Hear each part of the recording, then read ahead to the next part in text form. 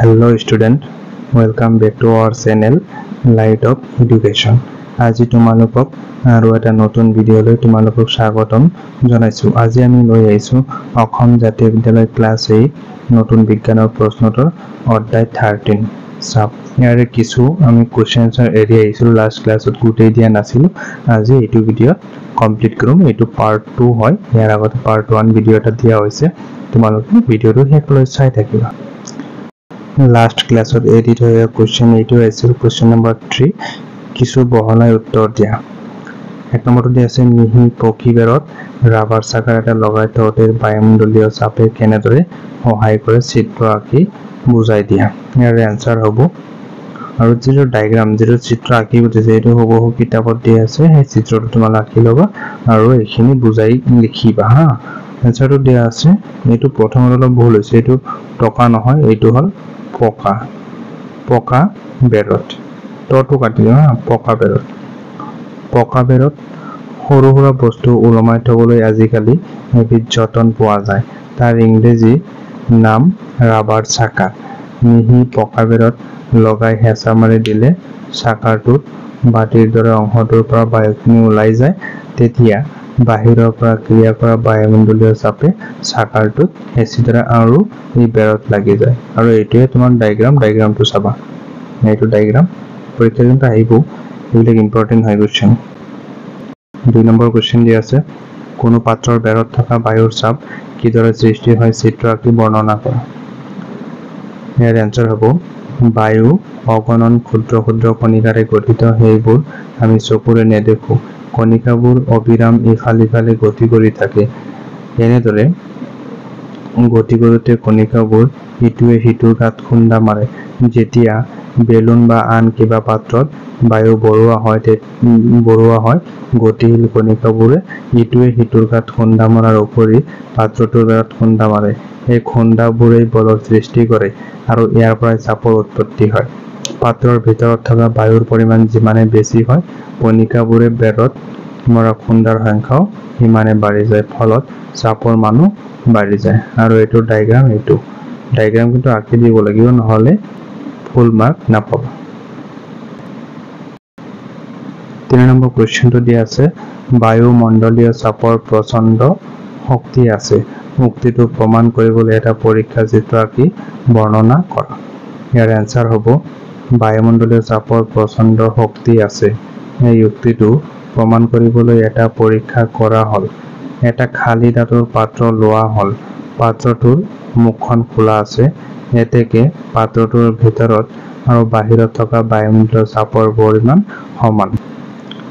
পাত্ৰটোত অলপ পানী ভৰাই জুইৰ ওপৰত তুলি দিয়া হ'ল।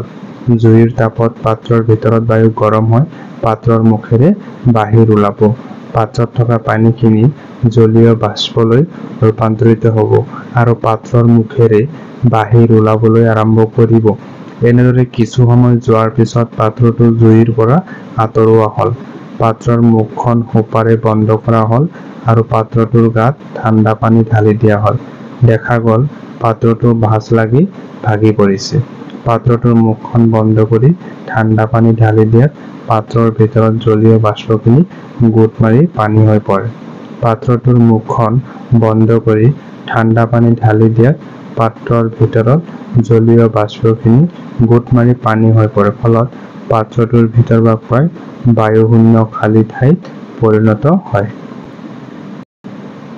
এনে অৱস্থাত পাত্ৰৰ ভিতৰ ফালে থকা বায়ুৰ চাপৰ মান অতি কম, আনহাতে বাহিৰ ফালৰ পৰা ক্ৰিয়া কৰা বায়ুমণ্ডলীয় চাপে পাত্ৰটোৰ গাত আগৰ দৰে হেঁচা দি আছে, ফলত বায়ুমণ্ডলীয় চাপৰ প্ৰচণ্ড হেঁচাত পাত্ৰটো চেপেটা লাগি ভাগি পৰে। আৰু এইটো প্ৰশ্নৰ যিটো চিত্ৰ, এইটো চিত্ৰ আঁকি দিব লাগিব, বায়ুমণ্ডলীয় চাপৰ শক্তিটো। এইটো কিতাপত আছে, কিতাপৰ পৰা তোমালোকে ধুনীয়াকৈ আঁকি ল'বা। 4 নম্বৰ প্ৰশ্নটো দিয়া আছে, তৰল পৃষ্ঠৰ পৰা গভীৰতা বঢ়াৰ লগে লগে তৰলৰ চাপো বাঢ়ি যায়, উক্তিটো প্ৰমাণ কৰিবলৈ এটা পৰীক্ষা চিত্ৰ আঁকি বৰ্ণনা কৰা। ইয়াৰ এনসাৰ হ'ব, তৰল পৃষ্ঠৰ পৰা গভীৰতা বঢ়াৰ লগে লগে তৰলৰ চাপো বাঢ়ি যায়, উক্তিটো প্ৰমাণ কৰিবলৈ এটা পৰীক্ষা কৰা হ'ল। 1.5 লিটাৰ মান ধৰা এটা ডাঙৰ প্লাষ্টিকৰ বটল লোৱা। বটলটোত 3টা ফুটা কৰা হ'ল।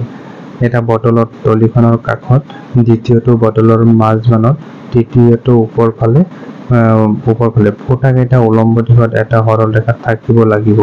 চাপৰ টুল এখন মজিয়াত পাৰি লোৱা। এতিয়া বটলটোত পানী ভৰাই লোৱা, টুলখনৰ ওপৰত ৰখা। এতিয়া ফুটাৰে পানী ওলোৱা আৰম্ভ কৰিব। ফুটা কেইটাৰে ওলোৱা পানী ধৰি ৰাখিবলৈ মাজত 3টা পাত্ৰ ৰখা হ'ল। পানী ধৰিবলৈ ব্যৱহাৰ কৰা প্ৰতিটো পাত্ৰৰ পৰা মজিয়াত টুলখন থকা ঠাইলৈ দূৰত্বৰ জোখ লোৱা। এতিয়া দেখিম যে বটলৰ একেবাৰে তলৰ ফুটাটোৰ পানী বেছি দূৰলৈ গৈছে। পানীৰ পৃষ্ঠৰ পৰা ফুটাৰ স্থানলৈ গভীৰতা যিমানে বাঢ়ে, পানীৰ চাপো সিমানে বাঢ়ে। ইয়াৰে যিটো ডায়েগ্ৰাম আছে, এইটো ডায়েগ্ৰাম আঁকিব লাগিব তোমালোকৰ। এই যে 4টা প্ৰশ্ন কৰিলো, 4টাই কিন্তু পৰীক্ষাৰ কাৰণে ইম্পৰ্টেণ্ট হয়, সকলোৱে চাবা।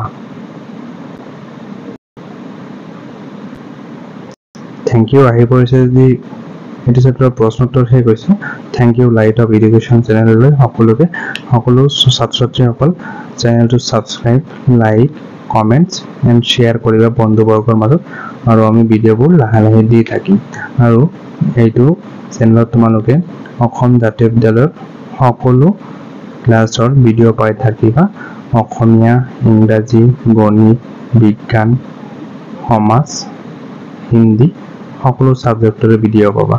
কিন্তু বৰ্তমান ছায়েন্সৰে বেছি পাই থাকিবা। লাহে লাহে সকলো টিচাৰ আমি লৈ ল'ম, সকলো ছাবজেক্টৰে ভিডিঅ'বিলাক পাই থাকিবা।